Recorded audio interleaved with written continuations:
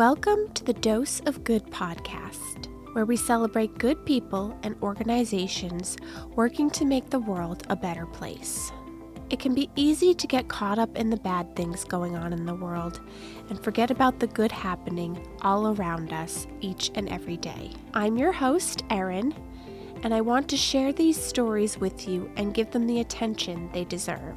I hope this podcast educates and inspires you and maybe even motivates you to share a dose of good in your community. Now let's get into today's episode.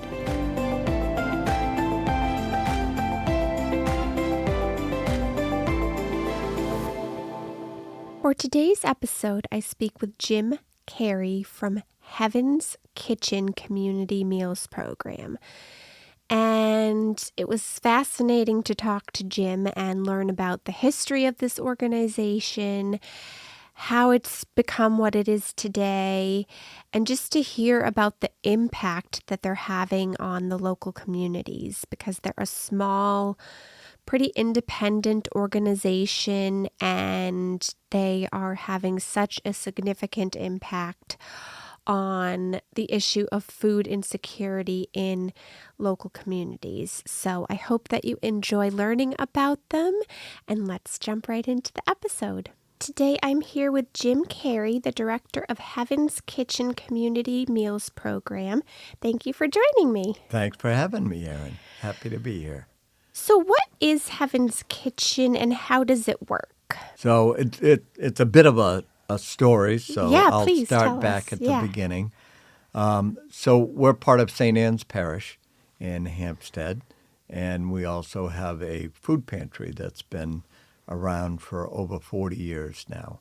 And so about 12 or 15 years ago, a couple who was managing and running the food pantry and coordinating all the volunteer efforts there were looking to retire, and they were looking for somebody to take their place. And so I raised my hand, and here we are 12 or 15 years later, and the food pantry's still going well. We're actually in a brand new building, or a new building, that was donated by the Hampstead Central School.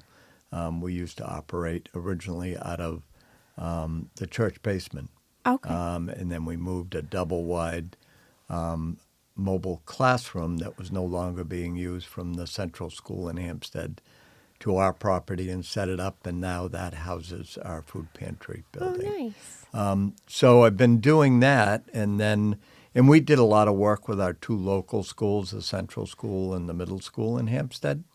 When we were a food pantry, we provided access to food for some of the families that whose kids go to the Hampstead schools. We also had worked with the schools on a backpack program, so that on the weekends, I think it's pretty common knowledge now that we have a lot of kids who, when they're not in school, either on a weekend or during school vacation times, are at risk of food insecurity and don't really get adequate nutritious meals at home. So we worked with the school guidance counselors, both schools, and we provided the ingredients for basically a take-home backpack where kids every Friday would grab a backpack and take it home, and there'd be, applesauce and mac and cheese and things that were easy for young kids to prepare on their own, didn't require a lot of preparation, but offered some kind of food for them to have over the course of the weekend. So we had been doing that, and there were a growing number of families that we were aware of accessing those backpacks as well as accessing the food pantry. So then COVID hit, and it seems like we all have that COVID story, but This is ours. And so we knew right away in March of 2020 when the school district announced that the schools would be closing, that, what's going to happen with these families whose kids were, used to getting at least one, a lot of them 2 meals at school. So we put our heads together over the weekend that the school closing was announced, and we decided we were going to do bag lunches out of the kitchen. We have a wonderful kitchen facility at St. Anne's, and we were going to make bag lunches and just put the word out to the community that people could drive up behind the church, stay in their car, and just let us know how many bag lunches they needed. And so we started that the first Monday that schools were closed, and we served about 50 families that first week. So families would just drive up, let us know how many meals, and we would give them a bag meal. Second week, we saw there was clearly a need and clearly an interest, so we started adding to the offerings, and it went from a bag lunch to a bag lunch and sort of a continental breakfast item. So because we knew a lot of those kids were getting both breakfast and lunch at school, and then eventually morphed into meals that families could take home and reheat. As time went on, we felt like, it was important to include, a more substantial hot meal. And so for about 6 months, we served families 5 days a week. And nobody had to order or anything. People would just drive up to the back of the church and let us know how many meals they needed. And I think on average at our height, we were serving about 80 families a day, 5 days a week. And we did that for 6 months. And so that was the birth of Heaven's Kitchen, if you will. We kind of moved from the food pantry, which we were still operating, to more prepared meals and things like that. And if you probably remember during that time, there were a lot of other needs in the community. A lot of restaurant workers were struggling because nobody was going out to eat anymore. Right. And restaurants were either closing or reducing hours. And so we had all gathered and really enjoyed spending time together in the kitchen. And we said, well, let's do some fundraising dinners. Yeah. So we started basically a to-go dinner where once every month or 6 weeks we would post a menu and let folks know on this day we're going to offer this menu to go, kind of keeping with that same format because it was still a lot of social distancing and that sort of thing going on. And so people could pick up on the given day as many meals as they ordered between 4:30 and 6 p.m.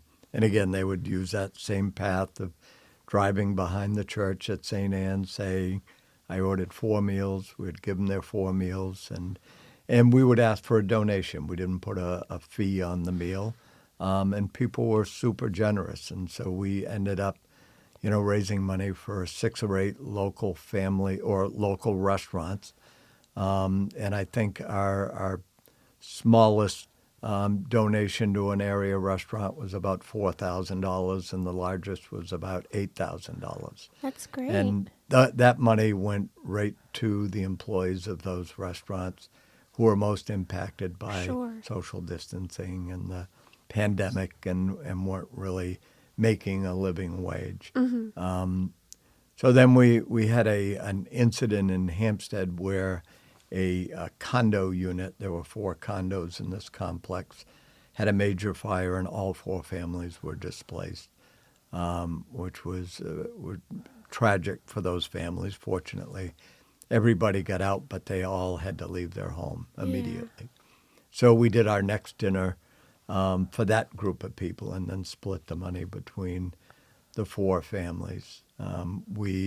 Around that time, there was an organization in Manchester called Cafe 1269. Okay. And they were trying to open a warming station during the winter months. So from December 1st to March 31st, they had created and wanted to provide a space for people who were living on the streets in Manchester to come inside for the evening. It wasn't a place to sleep, but it was warm. Yeah. There were tables, chairs, booths. There was a TV there. They could get coffee. And so we did a fundraising dinner for them, and we raised about $8,000. And when we brought the check up to them, we looked at the facility and said, man, this is awesome that people who during those really cold winter months can come inside here at night from 8 p.m. to 7 a.m. and have a warm place to spend a cold, dark night. Yeah. So we asked them if they would want to serve a hot meal once a week. And they said absolutely. So for 3 or 4 years, our Heaven's Kitchen team went up every Tuesday night with a hot meal. And when folks came inside at 8 o'clock at night, we served them a hot meal. And we also brought bag lunches for them to take when they left in the morning. So that's kind of how Heaven's Kitchen really got its legs and Okay. got started. We continued to do fundraising dinners for various causes. The biggest fundraising dinner we had was we decided we wanted to raise funds for a group called World Central Kitchen. They're an international feeding Okay. program that a lot of people have probably heard of. And whenever there's a need for people to have food, these guys seem well prepared and are on site no matter where it is in the world. And they had, when Russia invaded Ukraine, the very next day they were on the Polish border serving hot meals to the people Wow. of Ukraine. Yeah. And we were pretty inspired by that. And so we decided our next fundraising dinner was going to be to support their efforts. And the community really stepped up. I think we served about 480 dinners, and we were able to send them a check for $12,000, which was Oh, that's awesome. pretty. Yeah, it's, Yeah. the people of Hampstead and the surrounding towns have been super supportive of those kinds of things, and we've tried to focus on fundraising for a particular cause, so Sure. people know exactly, what we're raising money for and where that money's going to go, and I think people have really responded well to that Yeah. over the years. So that's kind of so that was Heaven's Kitchen, and that's how we operated for a couple of years. And then about a year ago, this past April, I was at a local meeting in Derry of providers and people who supported trying to address food insecurity in the greater Derry communities. And through that, I met David McPherson, who's the executive director at the Alexander Eastman Foundation in Derry. Alexander Eastman Foundation, in a nutshell, the quick version is the Alexander Eastman Hospital that was in Derry was sold back in the early 1980s to a company that built what is now Parkland Hospital. Okay. And Dr. Eastman was a huge supporter, advocate, and contributor to communities' needs in terms of housing and food insecurity. That was something he always felt very strongly about, and so they used the proceeds from the sale of that to now, instead of Alexander Eastman Hospital, they created the Alexander Eastman Foundation, and they used the funds from the sale of the hospital to give back to the community around those areas of food insecurity and housing needs. And so they, on average, I think, give out to local community organizations about $750,000 a year. Oh, wow. And most are tied specifically to those key areas Mm-hmm. of public need, food insecurity and housing. Okay. So we were having lunch and minding my own business and just chit-chatting about kind of what Heaven's Kitchen was and what we did. And so David asked me, he said, we're having some hiccups in our traditional summer feeding program. So there was an organization going through some transitions that had run a summer feeding program in the greater Derry area, going to 2 or 3 places with hot meals 2 or 3 days a week. And over a couple of years, that program had struggled a bit. There were some organizational changes, and so they were looking for how do we continue to do this in a different way, because the need for that program was certainly not going down. Sure. It was going up. So he asked if we might be able to help with a solution. So I said, well, if you buy us a food truck, I bet we can help you out. And so lo and behold, he took me up on on the offer, and he did. The Alexander Eastman Foundation funded our first mobile food truck, and we built that first truck. And I say first because we'll talk more about Okay, sure. what that means in a bit. But so that we built that first truck to keep hot food hot, cold food cold. We had a beautiful kitchen at St. Anne's, so we felt like to do this quickly. And this was probably in April we met, and the summer feeding program needed to start by the second week in June. So and we hadn't even talked about any of it until April. So we had a truck built. We had it, built out to what we needed and what we wanted, and we put it on the road in about a month. So it was a really, really fast turnaround. And Alexander Eastman funded that project, and that was to serve meals last summer. Okay. So from about the middle of June until the middle of August, we served about 6,500 meals, mostly to area kids. So we okay. would go to the Boys and Girls Club. We went to the Londonderry Rec Program, the Londonderry YMCA, the Fairway Apartment Complex in Derry. We were out on Main Street, out behind the apartments down on Abbott Court on Main Street in Derry. So we strategically kind of partnered with places where we knew kids who needed food Okay, would be, yeah. obviously. And so the other part of that is Heaven's Kitchen always operated similar to the food pantry, where our belief is just because people are food insecure and in need of food, it doesn't mean that they should just be offered whatever you happen to have. Oh, sure. We really have tried for the long term in the food pantry to make sure we're offering good quality, highly nutritious food.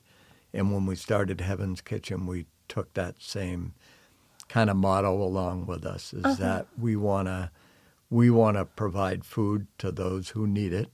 First of all, when we were doing the fundraising dinners, it was important for us to do good, high-quality meals because we were hoping people would donate generously. And Yeah. we wanted to make sure that the quality of their food, the quantity of their food was, it warranted, a donation. So that was that piece. But then when we started providing food for kids in need, we really kind of took that a level higher and said, you know what, it's important that kids eat good, highly nutritious food. So we make sure there's fresh cut fruit, fresh cut vegetables. There's a carton of milk. We even partnered. I used to work in the food business, so I partnered with one of my old vendor partners, Joseph's Hummus out of Lawrence, and they sold us hummus and their freshly made naan bread at cost. Nice. And so every one of our meals since contains a cup of hummus and 2 or 3 pieces of their freshly made naan bread to go along with whatever the rest of the meal is. Oh, nice. And a lot of people wondered how kids would respond to that. And our biggest comment from parents during that first summer was, I never knew my kid would eat hummus. Yeah. They yeah. really, and it was there every day, so it kind of had to try it at Right, least. And yeah. I think once kids tried it, they decided it wasn't such a bad thing. And now it continues to be, a staple in every one of good. our meals. Yeah. So that was kind of, last summer, and kind of that program was a huge, huge success. I mean, we were probably, I think we were serving 400 or 500 meals a day, Okay. 4 or 5 days a week over the course of that 6 or 8 week summer period last year. Uh-huh. it continued this current summer, right? Is it So, only going to be a summer thing, or how does well, that? so that's a good question. So you back up to last late summer, early fall, and one of the things that has been critical to us being able to do this is the incredible number of and quality of our volunteers. We do this with all volunteers, so it's critical that we have them, and they stepped up big last summer. So as we got to the end of the summer, we all kind of, it was just that moment where we all sort of looked around and said, well, what are we going to do now? We know these kids are still, Yeah. there's food insecurity out there still. Are we just going to stop at the end of the summer and not Yeah. do anything beyond that? And the other group that we know for sure through our experience with the food pantry is that senior citizens in our communities in so many instances are so underserved, Yeah. and definitely underserved with access to a good quality meal on a regular basis. I Mm-hmm. mean, there are stories out there that I'm sure everybody's heard, but they're real. And there's a lot of reasons for it. Financing certainly can be a part of it, but it's also just difficult for a single elderly person to think about cooking a Sure. good nutritious meal. I Yeah. mean, I go through that now if Sue's away and I'm home alone. I don't go through what I go through when the two of us are going to Yeah. have a Yeah. meal Yeah. together or have family over. It's like, Right. do I really want to go to all that trouble for just Yes, that me? makes So sense. that's a part of it.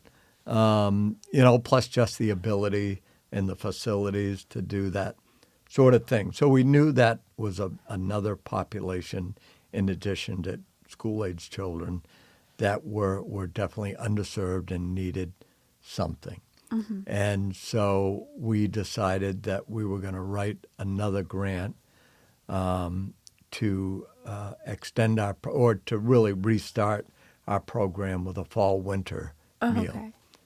So we got the grant, we created our menus, and we started our fall-winter feeding program. It was designed to run from October 1st to March 31st. Okay. And we were operating 2 days a week because that was a different. The fall-winter meals are cooked, home-cooked Oh, sure. meals. And we Yeah. really focused on keeping those menus healthy, nutritious, low in sodium, low in fat, but comfort food. Yeah. Food that, most everybody likes. Mm-hmm. Mac and cheese, meatloaf and mashed potatoes, things that, really resonate well with senior citizens in a lot of ways. Sure. So that's kind of how we developed that menu. So it took one day to cook food. So every Monday and Wednesday, we would cook food for about 500 people. And every Tuesday and Thursday, we would distribute those meals. Okay. Most out of the food truck, where people would actually come up to the food truck where it was stopped.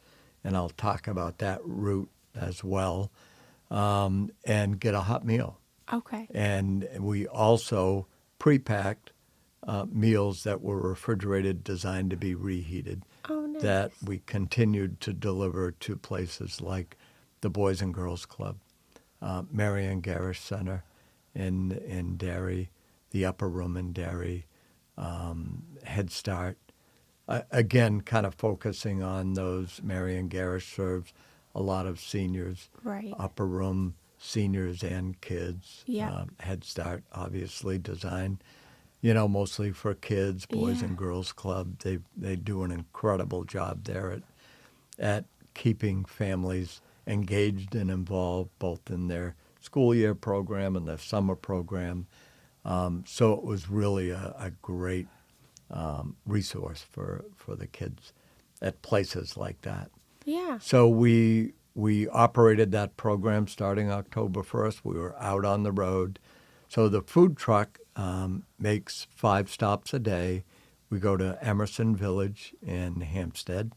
We go to the Lewis apartment complex in East Hampstead. Okay. And then we truck over to Londonderry, and we're parked by the Leach Library in that parking lot where the fire station and library are. And then we go to downtown Derry, and we stop behind Abbott Court. There's a parking lot back there, and then we finish the route at the fairways. Okay. So that's kind of been the route of the food truck from the beginning, Okay. and remains that way today. Today we were out, and it went to those Okay. 5 stops Yeah. between 8 and noon. So that program, as I mentioned earlier, was designed to run from October 1st to March 31st. But then as we got to early March, we saw that same look in people's eyes where they were like, what are we going to do March 31st? Oh, Are we going to gosh, yeah. just stop? And so we all kind of simultaneously said, no, we're not going to stop. So we kept that program going through early May. Oh, wow. And knowing that we were going to want a few weeks break before we started our summer program. Sure, yeah. Because our summer program this year, and we're in the final couple of days of that program. It ends this Friday, the 22nd of August. It started the middle of June, so it's been about 10 weeks. And we have been serving up to 800 meals a day, Wow. 4 days a week. And if you can think about just what has to go into creating 800 lunch boxes, and the only way to do that many is the menu was designed to be more of a cold, good quality Sure, deli yeah. sandwich, fresh cut fruit, fresh cut vegetable, hummus, naan bread, and a carton of milk. We use high quality deli meats, and so it's a challenge. But we ended up the process we used. We created 8 teams of volunteers. We had volunteer teams working Monday through Thursday. A team would work in the morning and make the sandwiches. Okay. So they would come in and make 800,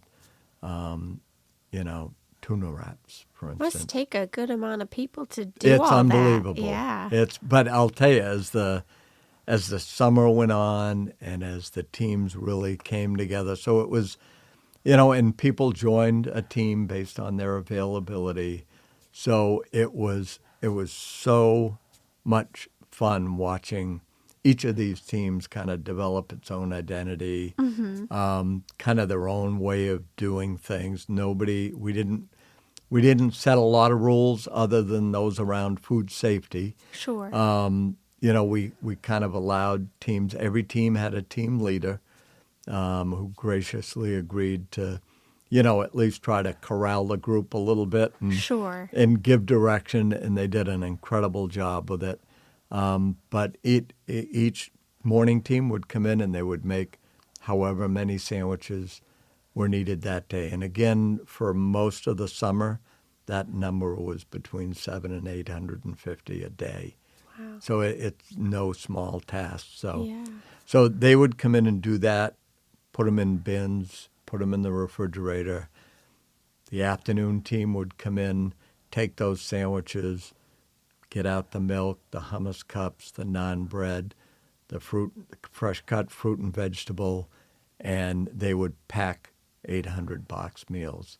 Wow. Back in the fridge they went, and the next morning the food truck and delivery teams would come in and take all of those and move them out to the locations where kids and adults would consume them or Okay. pick them up. Yeah. And right away, the next morning teams in there making sandwiches before their fridges are empty practically Yeah. for the next day, and then the afternoon would come in. And so we were able to, it was a real kind of coordination effort because we don't have big walk-in coolers. We had ample refrigeration, but but you had to be strategic about it. And when something went out, typically something was coming right in after it. So Okay, yeah. it was kind of a constant movement. But Yeah. again, the teams were made up of 8-year-olds to 80-year-olds. Wow. And one team had 3 generations, Oh, a nice. grandmother, a mom, and the granddaughter and daughter. And it was just, it was so heartwarming kind of Yeah. watching all of that take place. And we had our Thursday night team, we had a mom who really wanted her 2 younger kids to have an experience. And so she took on the leadership role, and they just did a phenomenal job. The kids were Oh, that's great. incredible. It was clear that, the mom has done an incredible job and a lot at helping expose her kids to, things that are benefiting the That's nice. community. Yeah. And it was just, we've got people who are in college looking, and at first for a few of them, it started with, I have a community service requirement, so I need Okay, yeah. 10 hours. But I've not had anybody show up and not stay beyond their required time. Oh, sure, We've yeah. got one young lady who's at Merrimack College who came and just stayed. Oh, And, nice. she's been involved ever since we started this. So That's great. it's just been incredible to watch. Yeah. And most of the teams were between 8 and 12, 15 people sometimes. Yeah. So when you kind of look around when you had 15 people around this, we had a couple of big tables that were together in the room where we packed the meals, and they were all squeezed in, but just laughing and talking and Yeah. working. Yeah. And we kind of started the process early on before school break really started, just so we could practice a little Oh, bit and sure. get Yeah, used to yeah, a yeah. system. And by the time we get into the real heat of the summer, where it was 850 meals a day, Yeah. each team was probably getting their work done in less than 2 hours. Yeah. Which is That's great. to think about making 800 sandwiches Yeah. for people who aren't restaurant industry Yeah, employees. really. They're just there to help and do whatever Yeah. they can. So So now, just for my own understanding, do you just estimate how many meals? Do people put in an order ahead of time? How do good you know question. how many to Yeah. make? So for the most part, the sites that we deliver meals to, that they hand out. So for instance, Boys and Girls Club, Marion Garish, Upper Room, Londonderry Rec, Londonderry Y. We worked with all of those groups, and they gave us numbers. Oh, okay. And early in the summer, it would change a little bit based on, Sure. other kids saw the meals and said, "Oh, I want one too," or other families signed up. So we had, a bit of a heads up on that part, and that represented about half the meals. Okay. The other half of the meals go out in the food truck, and while there's no set amount, because we go out and we park the truck in those 5 spots, it's published publicly where the truck's going to be, how long it's going to be there, and so whoever wants to show up can show up. Okay, yeah. It's definitely, it's fallen into, we've been doing it now since last October.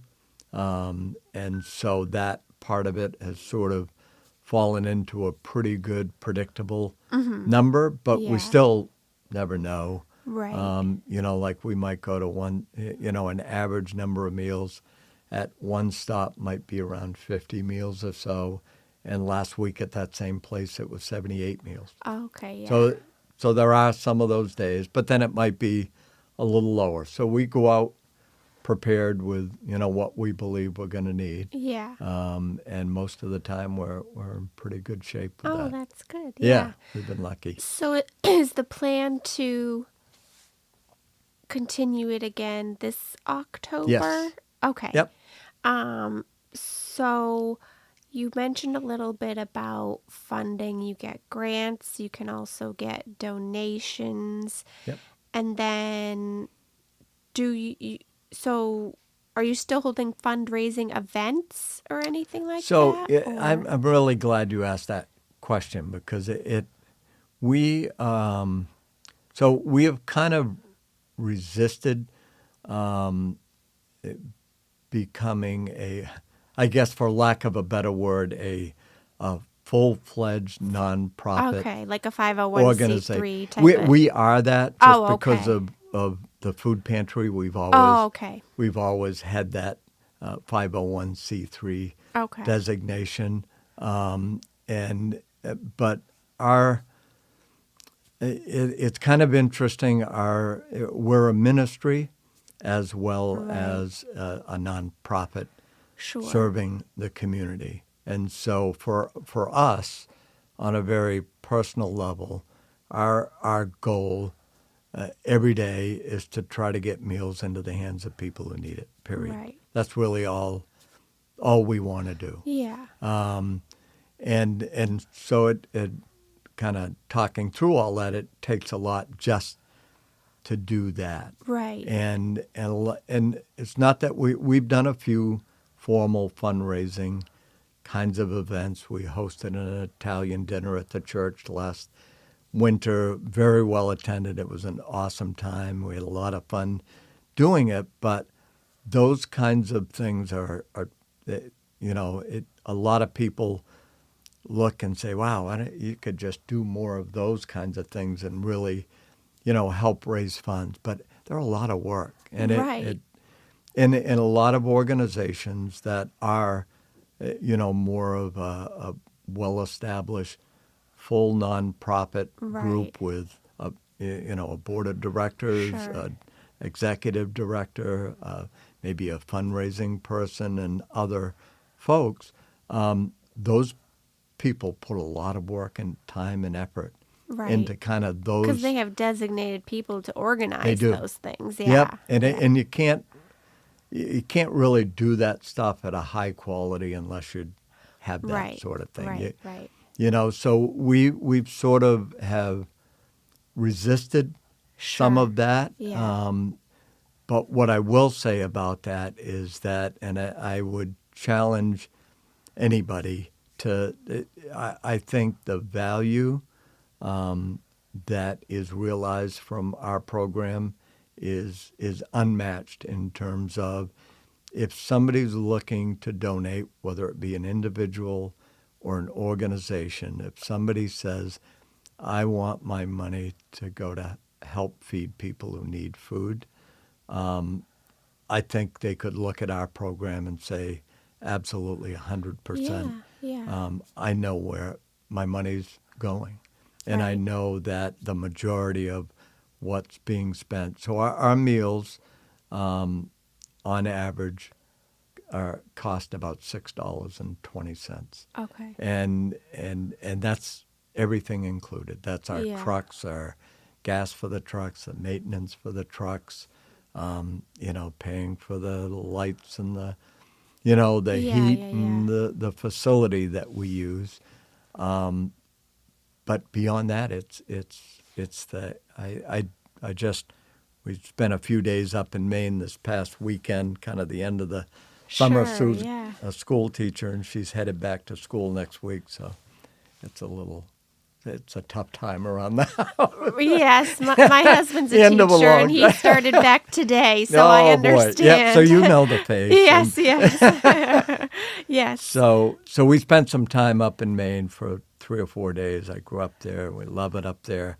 And I wrote out thank you cards, and there were 85 people on our list. Wow. And it Yeah. was like, and it just started with, last summer, we had, probably a dozen people who were part of the food pantry and part of Heaven's Kitchen that we knew would Mm-hmm. be part of it. But the majority of these other folks just kind of answered the call and showed up. Yeah. And they come and they donate their time. So I know for sure when you look at the value. So this summer, we're going to have served almost 34,000 meals That's from the middle of unbelievable. June until this Friday. Wow. 34,000 meals. Yeah. It's mind-boggling to think of it now. Yeah. And our cost per meal was, Yeah. in that $6.20 range. And again, and this is where I don't mind spending my time trying to advocate for Sure. funding Yeah. for our program, because I have all the confidence in the world that if anybody wanted to look deeply into where their funds are going and what they're used Yeah. for, that they would see, wow, you're Yeah. not going to find this kind of value Yeah, in many really. places today. Yeah. And it's because of those volunteers. It's because of, the companies like Joseph's Hummus who are selling Yeah. us product Yeah. at cost, but it's really the volunteers. I mean, I Yeah. think we added up just for, the kind of interest in what this would cost, and it would cost, thousands, if not Yeah. tens of thousands of dollars, if we paid all those volunteers even minimum wage Right. to do Yeah. these tasks. So I feel really good about that. But I personally feel like if and that's a model I'm super happy with. Yeah. And again, when you look around at the effort that all these volunteers are putting in, I think it's just kind of happened organically, and it's Yeah. not necessarily that we plotted it that way intentionally. We had no choice but to try to get good quality meals out, at a certain cost, because we have a limited budget. So we needed volunteers, and the Right. volunteers just came and took it to a whole new level. So I think we're all super proud of the fact that we can work within the budget that we have. And part of it is being, we are, a ministry of St. Anne's Church. Mm-hmm. And so there's a good amount of faith that Sure. you have Yeah. to have. Yeah. And so our need is, if there's somebody out there that needs food, we're going to get them food.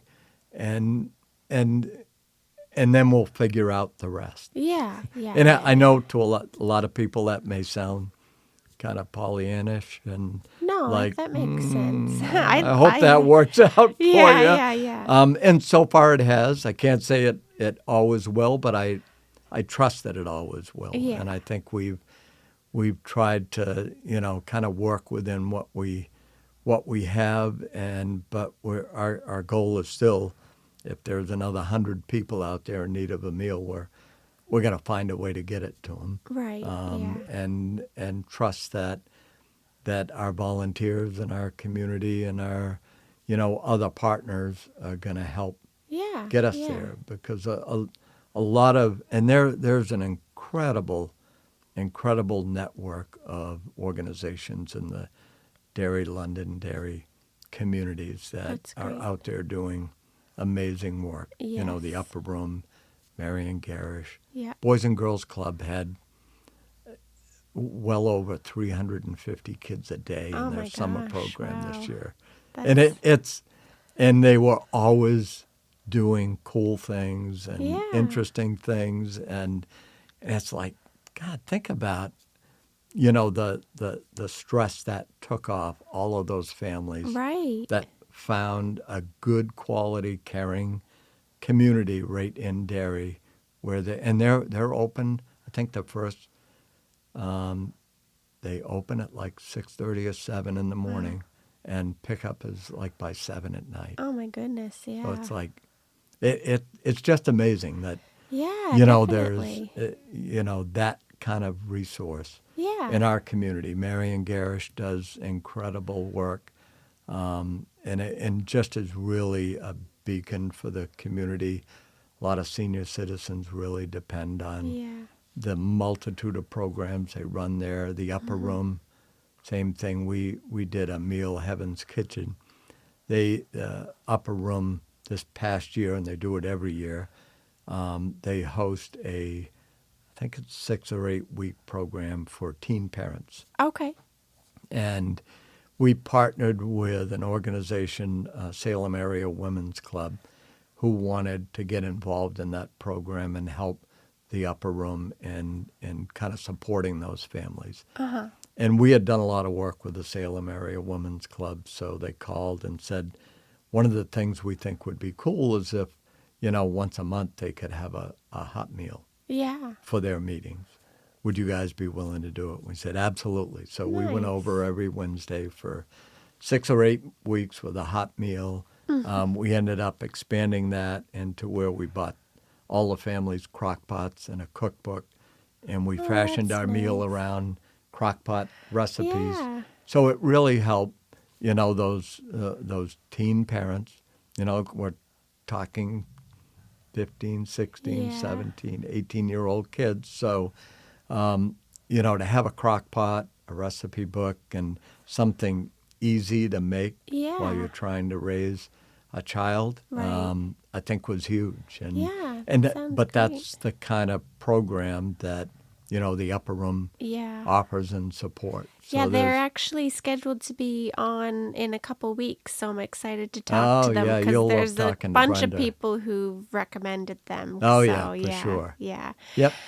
Just going back a little bit, because we mentioned how wonderful your volunteers are, and I'm sure you're probably always looking to bring in new volunteers. So Yes. if somebody's interested in that, do you have a website or did you We have a do. Facebook Yep. or We okay. we have both. Okay. So the website is SAP Okay. charitableoutreach.com, Right. or the easier way, we just bought a new address, take you to the same site. It's Okay. hknh.org. Okay. That's And a they lot can easier. figure out how to volunteer from there? Yes, Okay. there's spots on the websites to volunteer. My email and phone number is plastered on Okay. everything that goes out. Great. So that emailing me is probably the most direct Okay. way, and it's Jim at sapcharitableoutreach.com. Okay. I'll make sure to put all that in the notes for Oh, people too great. so they Yeah, can and it's find it. again, it's plastered Okay. everywhere. But yeah, we're already getting our volunteers that were with us this summer.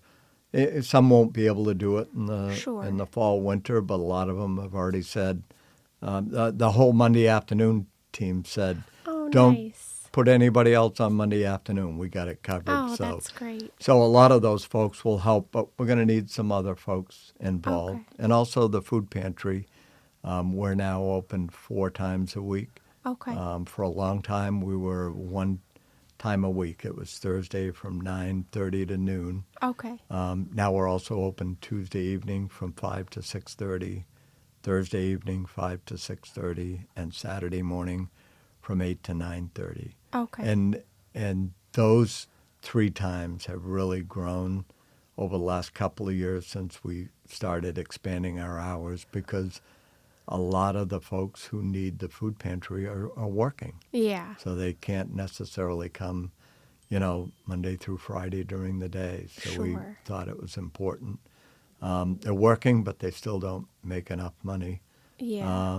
to pay all the bills. So Yeah. so we're open a couple of nights during the week, and then we've got a weekend slot.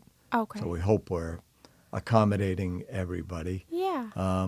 We do deliver some if somebody truly is in a spot where they can't get out of their Sure. home Yeah, yeah, but yeah. need groceries. We do some of that locally Okay. as well. One thing I was curious about too when it comes to Heaven's Kitchen is the food that you have for these meals. You said some were the Joseph stuff was sold to you at cost. As far as the rest of the food, is it donated? Does someone have to go out and buy all of that? So we buy most of it. Okay. So when you're making 800 meals a day, Right. you can't really sit back and say, "Boy, I hope I get Sure, X amount of understandable. this in Yeah, yeah, today." yeah. So we buy most of it. One of our key corporate sponsors is Prime Butcher Oh, in okay. Hampstead. Okay. They give us a really good deal on everything that we Yeah. buy from them. So, and that kind of goes to that when we make a meatloaf, they make a nice meatloaf mix for Yeah. us and sell it to Okay. us at a good cost. When anything we buy from them, we know is going to be high quality, Oh, that's and good. Yeah. they've treated us super well in Oh, terms of nice. cost. So that when I talk about the fact that we're able to provide meals at $6.20 a meal, that I'm glad you brought that up because Yeah. that's no small part of it too. Is Yeah. there are folks like that. The rest of the donations, got a lot of individuals donate.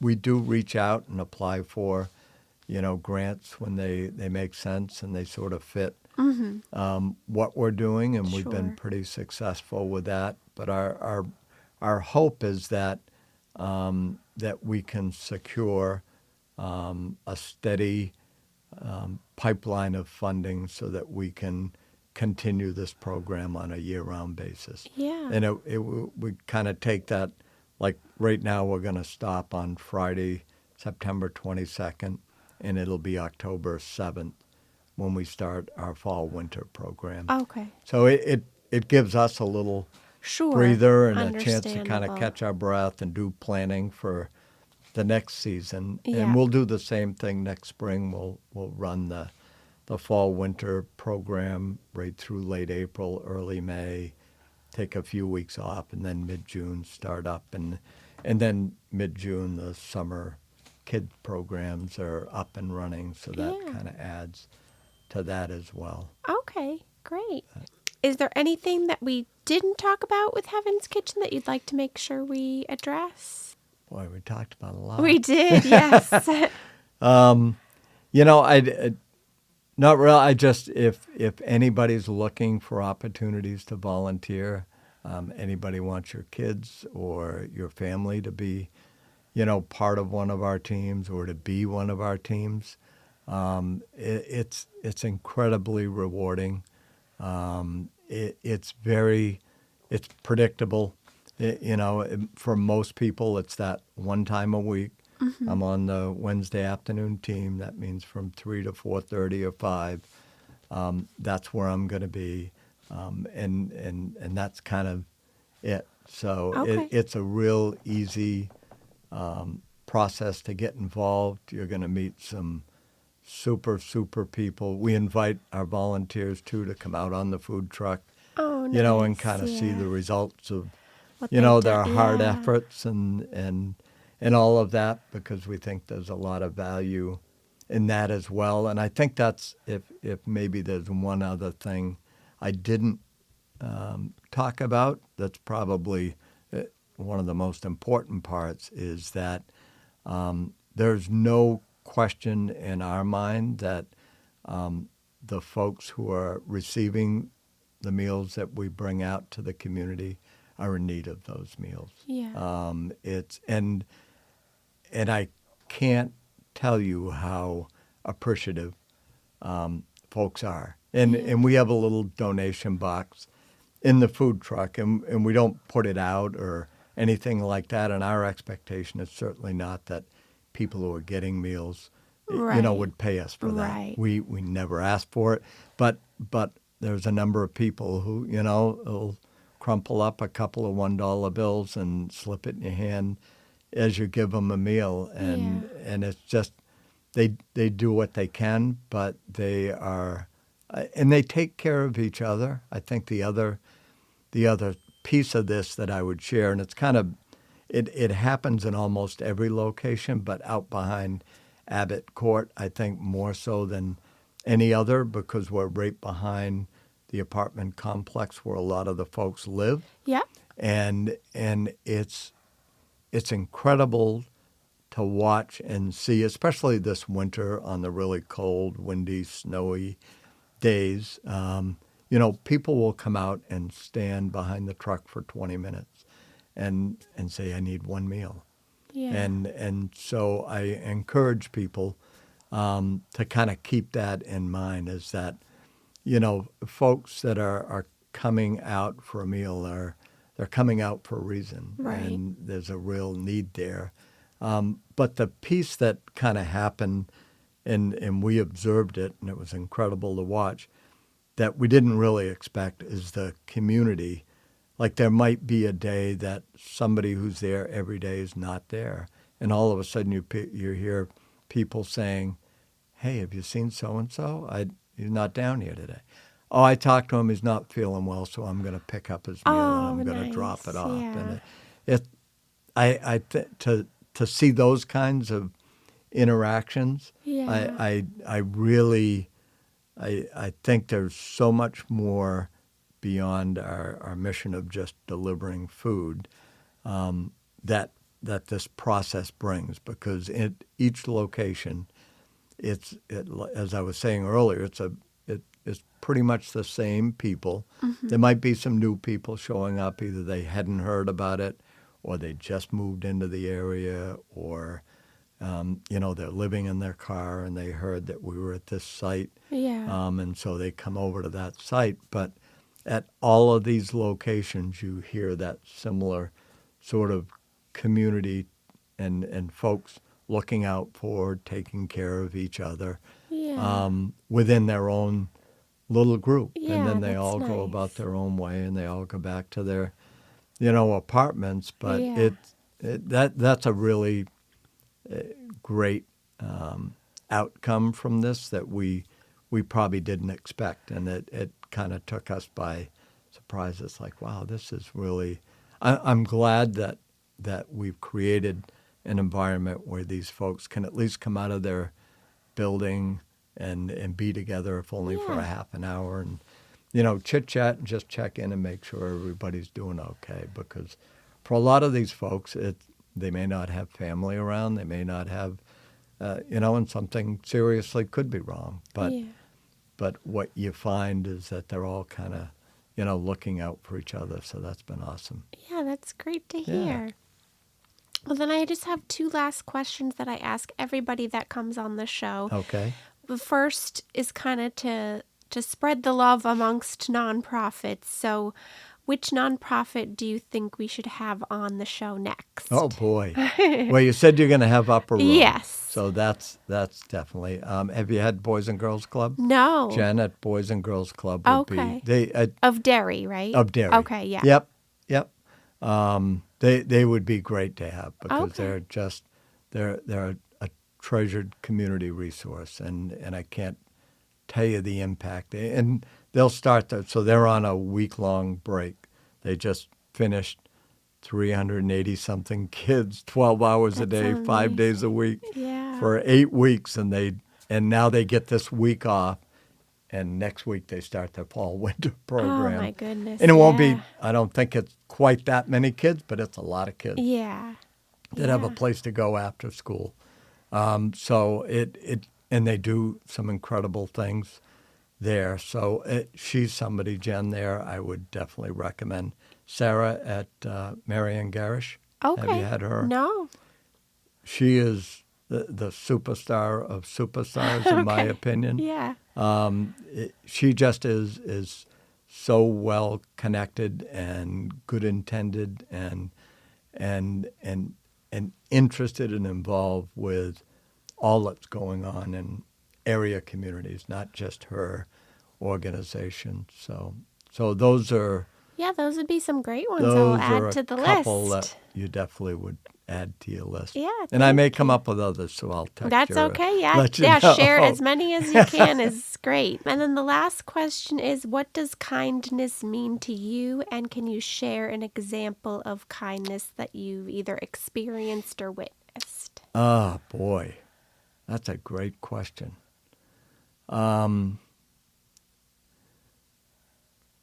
So I think I might have just posted something on social media, and it was kind of related to that, where it's kind of the golden rule, Yeah. and it's said in many different ways, but think about how you want to be treated, Right. and that's the way you treat other people. And I think the caveat to that, if I might say these days, is that there are no exceptions to Yeah. that rule. Yeah. It's just plain being a good human being by trying to treat somebody with respect and kindness, and Yeah. kindness is just trying to meet people where they're at, Right. and trying to be when you can be a light of hope Yeah. somehow, some way. There's always there's a lot going on in everybody's lives Sure. these days, and Yeah. I think as the saying goes, you really never know what other people are experiencing. So Right. I think you approach it with just assume that if you're kind to people, regardless of whether they're doing well or maybe feeling a little bit down, Yeah. you're not going to disappoint anybody if you show them a little kindness. Oh, of course. Yeah. So I mean, examples of that. There's a couple that volunteers with us and has forever. Yeah. With the food pantry, with Heaven's Kitchen, and to me, they represent that kindness. Yeah. And the husband has some physical challenges, and when we did the fall winter, we were out in the food truck every Tuesday and Thursday until about 5:30 at night, and most every Tuesday and Thursday night, this couple would meet us back at church and wash all the pots and pans. Oh, wow. And sometimes it was we were not very efficient at Yeah. times. Yeah. Sometimes Yeah. it was a lot, and every once in a while we cooked things maybe a little too much. Oh, so, okay. Yeah. So they weren't easy pots to wash. Yeah. But they showed up every day, Wow. and Yeah. it was to me they represent Yeah. kind of what kindness is. Yeah, definitely. Well, thank you for sharing that, and thank you so much for being on the Oh, show today and absolutely. telling us about Enjoyed it. Heaven's Kitchen. You were a wealth of information, and I enjoyed learning about it, and hopefully, people will volunteer or donate and get Yeah. involved because you're doing great things to help people in the community. So, Thanks so much. Appreciate it. yeah, you're Nice welcome. to see you. You too. I hope you enjoyed learning about Heaven's Kitchen. Thank you so much to Jim for being on the podcast and sharing about this wonderful organization with us. I will leave all of their information in the description so that you can check them out for yourself. Be sure to follow Dose of Good Podcast on Instagram, Facebook, and YouTube. Also, subscribe where you listen to podcasts, whether that be Spotify or Apple. Also on Apple Podcasts, if you could leave a rating and review. Actually, you can leave a rating on Spotify as well, but leave a review on Apple. It will just get the podcast out there more and let more people have a dose of good in their day. Thank you so much for listening, and I'll talk to you soon.